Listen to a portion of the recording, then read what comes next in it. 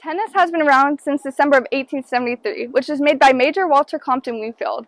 150 years later, tennis had around 23.84 million participants in the U.S. alone. Pickleball is a game that was inspired by tennis, but recently it's been discussed if a game that was inspired by another sport should be considered its own. Pickleball was invented in 1965 by Joel Pritchard, Bill Bell, and Barney Callum. These inventors were looking for a way to entertain their 3 kids during the summer. So they made pickleball with inspired elements of tennis and badminton. The first court was created in Pritchard's backyards 2 years later.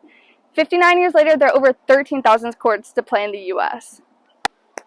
In my own opinion, pickleball, just like tennis, can become a very rigorous activity and exercise the body in the same way sports does.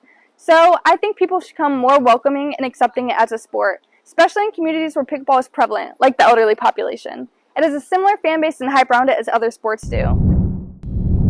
Pickleball is now one of the fastest growing sports in America with 48 million people participating. From those, the pro players are making $112,000 a year on average, which will likely grow in overtime as the pickleball paddle market size is expected to grow by 7.7% through 2028. With more than 10 million players joining the sport in the last 5 years alone, pickleball is proving it has the fan base to be its own sport. For GTV, I'm Mailyn Dennis reporting.